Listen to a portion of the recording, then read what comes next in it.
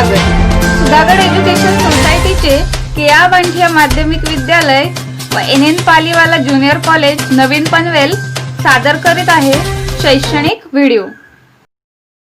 नमस्कार विद्यार्थी मित्रांनो, मी श्रीमती पराटे संध्या नवीन पनवेल येथे केआ बांठिया माध्यमिक विद्यालय येथे सहशिक्षिका म्हणून कार्यरत आहे।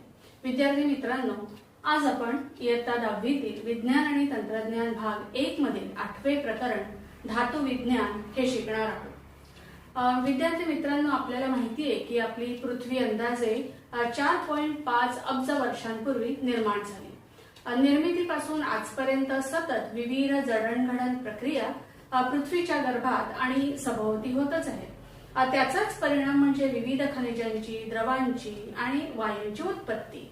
आपल्या सभोवताली असणारे अनेक पदार्थ हे कोणत्या ना कोणत्या मूलद्रव्याच्या स्वरूपामध्ये असतात किंवा त्यांच्या संयोगांनी तयार झालेले असतात। मूलद्रव्याचे वर्गीकरण अगदी सुरुवातीच्या काळात त्यांच्या रासायनिक आणि भौतिक गुणधर्मानुसार धातू आणि अधातू, त्याचबरोबर धातू सदृश या प्रकारांमध्ये करण्यात आलेले आहे। या प्रकरणामध्ये आपण धातूंचे भौतिक आणि रासायनिक गुणधर्म, अधातूंचे भौतिक आणि रासायनिक गुणधर्म, धातूंची क्रियाशीलता श्रेणी, आयनिक संयुगे व धातू विज्ञानाबद्दल शिकणार आहोत। आता आपण धातूंचे भौतिक गुणधर्म अभ्यासूया। धातू हे मुख्यत्वे स्थायू अवस्थेत असतात। केवळ पारा आणि गॅलियम हे धातू कक्ष तापमानाला द्रव अवस्थेत असतात। धातूंना चकाकी असते। धातू प्रकाश परावर्तितही करू शकतात। वातावरणातील ऑक्सिजन आणि आर्द्रता तसेच काही क्रियाशील वायूंच्या सोबत धातूंच्या पृष्ठभागाची अभिक्रिया होऊन त्यांची चकाकी कमी होत जाते। उदाहरणार्थ सोने, चांदी, तांबे इत्यादी। त्याचबरोबर धातूंमध्ये तन्यता आणि वर्धनीयता हेही गुणधर्म आहेत। धातूंच्या अगदी बारीक अशा तारा तयार करता येतात। त्याचबरोबर धातूंचा एखादा छोटासा तुकडाही ठोकून त्याचा पातळ पत्राही आपल्याला तयार करता येतो। तसेच सर्व धातू हे उष्णतेचे आणि विद्युत सुवाहक आहेत। धातूंमध्ये मुक्त इलेक्ट्रॉन्स असतात, त्यामुळे धातू विद्युत सुवाहक असतात। सर्वच धातू साधारणपणे कठीण असतात, परंतु गण 1 मधील अल्कधातू उदाहरणार्थ लिथियम, सोडियम तसेच पोटॅशियम हे मात्र यास अपवाद आहेत। हे धातू खूप मऊ असल्याने ते सुरीने सहज कापता येतात। धातूंचा द्रवणांक आणि उत्कलनांक उच्च असतो। उदाहरणार्थ टंगस्टन धातूचा द्रवणांक सर्वात उच्च म्हणजेच 3422 अंश सेल्सिअस आहे, तर त्या उलट सोडियम, पोटॅशियम, पारा, गॅलियम या धातूंचे द्रवणांक आणि उत्कलनांक हे खूपच कमी आहे। काही धातूंवर आघात केला की त्यांच्यापासून ध्वनी निर्माण होतो। उदाहरणार्थ शाळेत असलेली घंटा ही धातूपासून तयार झालेली असते। ती जर का वाजवली तर त्याच्यातून एक आवाज, सुमधुर आवाज, नाद बाहेर पडतो। असे धातू नादमय धातू म्हणून ओळखले जातात। धातू हे जड असतात कारण धातूंची घनता जास्त असते। आता आपण अधातूंचे भौतिक गुणधर्म अभ्यासणार आहोत। काही अधातू हे स्थायू तर काही अधातू हे वायू अवस्थेत असतात। याच अपवाद हा ब्रोमीन या अधातूचा आहे, कारण तो द्रव अवस्थेत आढळतो। तन्यता व वर्धनीयता हे गुणधर्मसुद्धा अधातूंमध्ये आढळत नाही। अधातूंना चकाकी नसते, परंतु आयोडीन यास अपवाद आहे, कारण त्याचे स्फटिक हे चमकदार असतात। अधातूंना कठीणपणा नसतो। अपवाद हिरा आहे, जो कार्बनचे एक अपरूप आहे। हिरा हा सर्वात कठीण नैसर्गिक पदार्थ आहे। अधातूंचे द्रवणांक आणि उत्कलनांक कमी असतात। अधातू उष्णतेचे व विद्युत दुर्वाहक असतात। हिरा मात्र विद्युत दुर्वाहक असला तरी उष्णतेचा सुवाहक आहे। ग्रॅफाइट हे कार्बनचे अपरूप विद्युत सुवाहक असल्याने अपवाद ठरते। आता आपण धातूंच्या अभिक्रिया अभ्यासूया। त्यातली पहिली अभिक्रिया धातूंची ऑक्सिजन बरोबर होणारी अभिक्रिया। धातूंना हवेमध्ये तापवले असता हवेतील ऑक्सिजनशी ते संयोग पावतात व धातूंच्या ऑक्साईडची निर्मिती होते. सोडियम आणि पोटॅशियम हे अतिशय क्रियाशील धातू आहेत. कक्ष तापमानाला सोडियम धातू हा हवेतील ऑक्सिजन बरोबर संयोग पावतो आणि सोडियम ऑक्साईड तयार होतं. 4Na+O2 बरोबर 2Na2O. हवेत उघडा ठेवल्यावर सोडियम धातू सहज पेट घेतो. त्यामुळे प्रयोगशाळेत तसेच इतर ठिकाणी होणारा अपघात टाळण्यासाठी तो केरोसिनमध्ये ठेवतात. काही धातूंचे ऑक्साईड हे पाण्यात द्रावणीय आहेत. त्यांची पाण्याबरोबर अभिक्रिया होऊन अल्क तयार होतं. मॅग्नेशियमची फीत म्हणजेच मॅग्नेशियमची रिबन हवेत जाळली असता मॅग्नेशियम ऑक्साईड मिळते. हे मॅग्नेशियम ऑक्साईड पाण्याबरोबर अभिक्रिया पावते व मॅग्नेशियम हायड्रॉक्साईड हा अल्क तयार होतो. 2Mg+O2 बरोबर 2MgO. धातूंचे ऑक्साईड हे अल्कधर्मी असतात. आता आपण धातूंची पाण्याबरोबर होणारी अभिक्रिया अभ्यासणार आहोत. सोडियम या धातूची पाण्यासोबत अतिशय जलद व जोमाने अभिक्रिया होते व त्यातून हायड्रोजन वायू बाहेर पडतो. 2Na+2H2O बरोबर 2NaOH+H2 उष्णता. पोटॅशियम या धातूची सुद्धा पाण्यासोबत अतिशय जलद व जोमाने अभिक्रिया होते व त्यातून हायड्रोजन वायू बाहेर पडतो. 2K+2H2O बरोबर 2KOH+H2 उष्णता. या उलट कॅल्शियमची पाण्यासोबत अभिक्रिया मंद गतीने व कमी जोमाने होते. यामध्ये हायड्रोजन वायू बाहेर पडून धातूच्या पृष्ठभागावर बुडबुड्याच्या स्वरूपात जमा होतो व धातू पाण्यावर तरंगतो. 2Ca+2H2O बरोबर 2CaOH2+H2.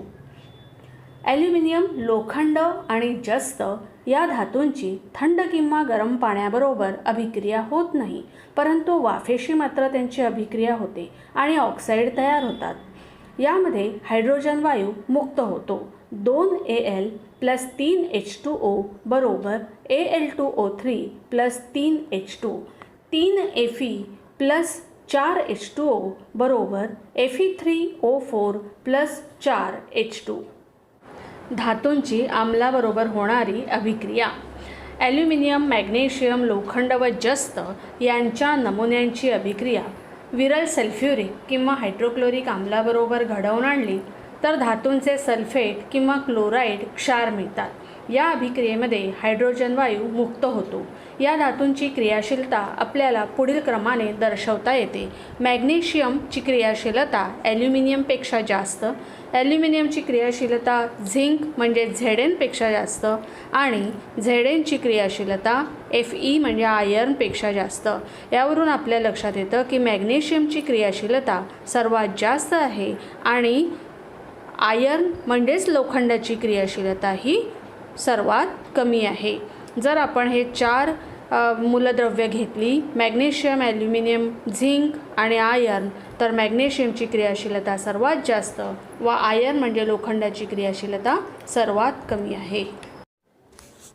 धातूंची इतर धातूंच्या क्षारांच्या द्रावणाबरोबर होणारी अभिक्रिया. इथे आपल्याला एक प्रयोग दिलेला आहे.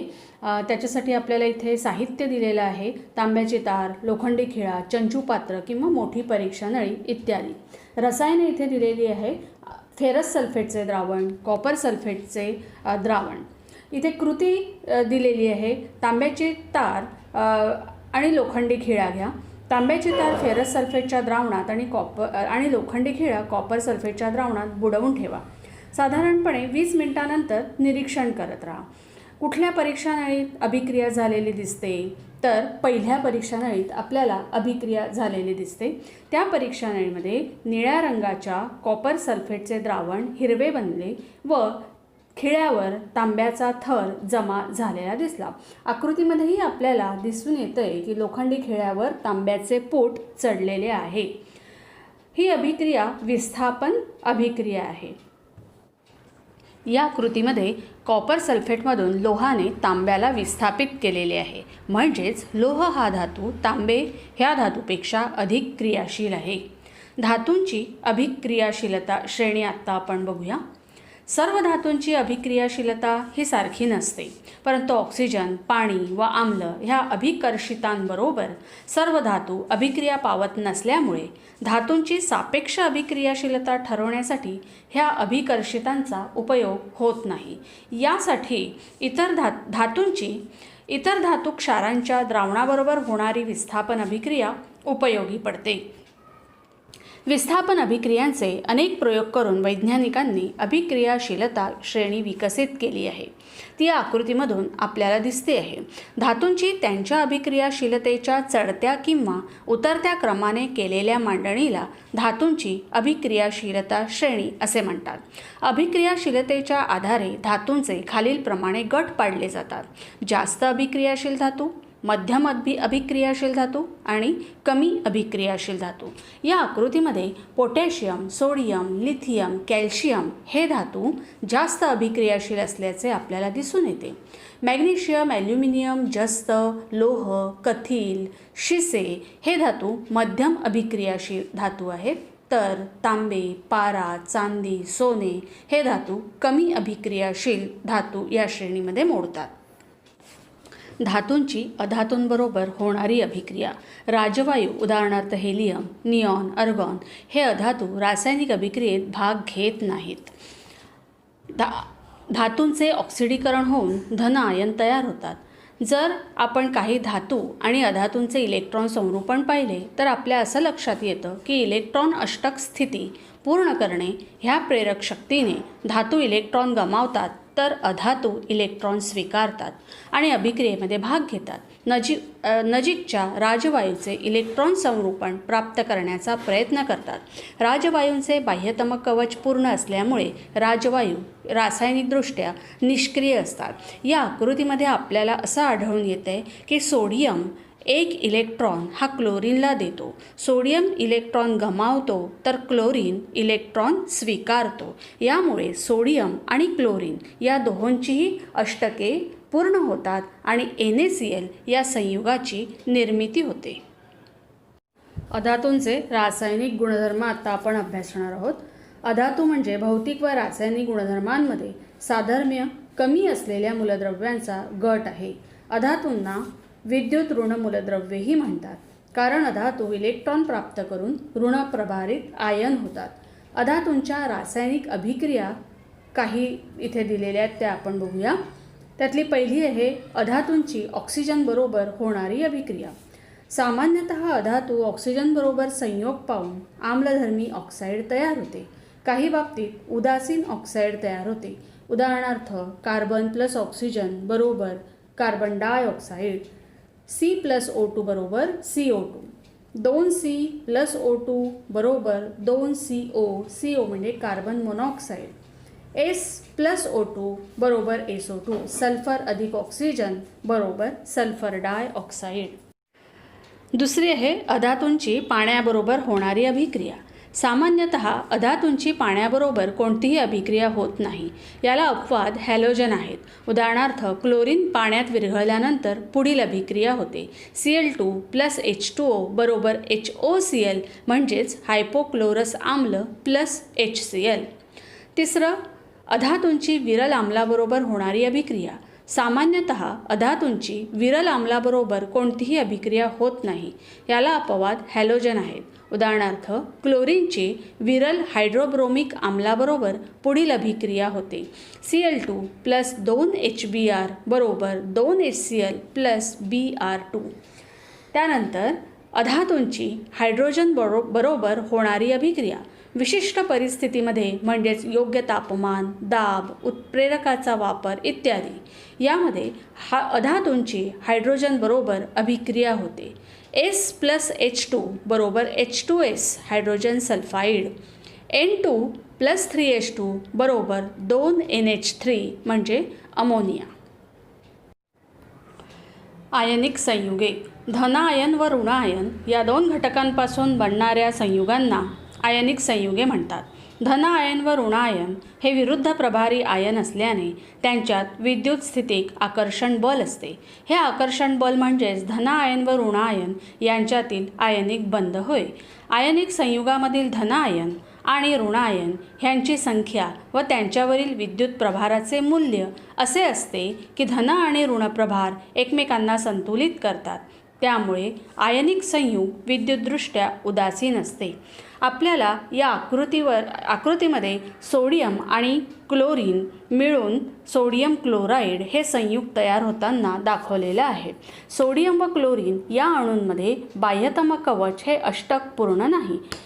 मात्र Na+ म्हणजे सोडियमचा आयन व Cl- म्हणजे क्लोरीनचा आयन या दोन्ही आयनांमध्ये बाह्यतम कवच हे पूर्ण अष्टक आहे. पूर्ण अष्टक असलेले इलेक्ट्रॉन संरूपण हे स्थैर्याची स्थिती दर्शवते आणि पुढे जाऊन Na+ व Cl- ह्या विरुद्ध प्रभारित आयनांमध्ये आयनिक बंध तयार झाल्यामुळे NaCl हे अतिशय स्थैर्य असलेले आयनिक संयुग तयार होते. आयनिक संयुगे ही स्फटिकरूप असतात. स्फटिकरूप पदार्थांच्या सर्व कणांचे पृष्ठभाग विशिष्ट आकाराचे तसेच गुळगुळीत व चकचकीत असतात. आयनांची नियमित पद्धतीची मांडणी स्फटिकरूपाला कारणीभूत असते. वेगवेगळ्या आयनिक संयुगांमधील आयनांची रचना आणि मांडणी वेगवेगळी असते. त्यामुळे त्यांच्या स्फटिकांचा आकारही वेगवेगळा असतो. स्फटिकाच्या आतील आयनांची विशिष्ट मांडणी ज्यामुळे ठरते तो मुख्य घटक म्हणजे विजातीय आयनांमध्ये असणारे आकर्षण बल व सजातीय आयनांमध्ये असणारे प्रतिकर्षण बल होय. यामुळे स्फटिक संरचनेमध्ये धन आयनांभोवती ऋण आयन व ऋण आयनांभोवती धन आयन अशी सर्वसाधारण मांडणी असते. विशिष्ट अशा स्फटिक संरचनेसाठी कारणीभूत असलेल्या घटकांपैकी दोन महत्त्वाचे घटक म्हणजे धनप्रभारित व ऋणप्रभारित आयनांचे आकारमान आणि आयनांवरील विद्युत प्रभाराचे परिमाण. आयनिक संयुगे आणि त्यांचे गुणधर्म. आयनिक संयुगांचे सामान्य गुणधर्म खालीलप्रमाणे आहेत. धन आणि ऋण प्रभारित आयनांमध्ये तीव्र आकर्षणाचे बल असल्यामुळे आयनिक संयुगे ही स्थायी रूपात असून कठीण असतात. आयनिक संयुगे ठिसूळ असून त्यावर दाब प्रयुक्त केल्यास त्यांचे तुकडे करता येतात. आयनिक संयुगांमध्ये आंतररेण्वीय आकर्षण बल जास्त असल्यामुळे त्यावर मात करण्यासाठी बरीच ऊर्जा लागते. म्हणून आयनिक संयुगांचे द्रवणांक आणि उत्कलनांक उच्च असतात. आयनिक संयुगे पाण्यात द्रावणीय असतात, म्हणजेच पाण्यामध्ये विरघळतात. मीठ पाण्यात विरघळतं हे आपल्याला माहिती आहे. आयनिक संयुगे पाण्यात द्रावणीय असतात कारण विचरण होऊन सुट्ट्या झालेल्या आयनांभोवती पाण्याचे रेणू विशिष्ट प्रकारे वळून रचले जातात. त्यामुळे मूळच्या आंतररेण्वीय बलाच्या जागी आयन व त्याभोवतालचे पाण्याचे रेणू यांच्यामधील नवे आकर्षण बल प्रस्थापित होते व आयनिक संयुगांची जलीय द्रावणे तयार होतात. परंतु आयनिक संयुगे केरोसिन, पेट्रोल यासारख्या द्रावकात अद्रावणीय असतात. कारण पाण्यात होते त्याप्रमाणे ह्या द्रावकांमध्ये नवे आकर्षण बल प्रस्थापित होत नाही. स्थायी रूपातील आयनिक संयुगे विद्युत वहन करू शकत नाहीत. या अवस्थेत आयन आपली जागा सोडू शकत नाही. परंतु वितळलेल्या अवस्थेत मात्र आयन चल असल्याने ती विद्युत वहन करू शकतात. आयनिक संयुगांची जलीय द्रावणे विद्युत वाहक असतात कारण पाण्यातील द्रावणात विचरण झालेले आयन असतात. द्रावणातून विद्युतधारा प्रवाहित केल्यास आयन हे विद्युत प्रभाराच्या विद्युत अग्राकडे जातात. वितळलेल्या व जलीय द्रावणाच्या स्थितीतील विद्युत वाहकतेमुळे आयनिक संयुगांना विद्युत अपघटनी पदार्थ असे म्हणतात. आपले हक्काचे मराठी चॅनल रायगड ओवी न्यूज चॅनल सदैव आपल्यासोबत. रायगड ओवी न्यूज चॅनल नेहमी पाहत रहा. लाईक करा, सबस्क्राईब करा आणि बेल आयकॉनवर क्लिक करायला विसरू नका.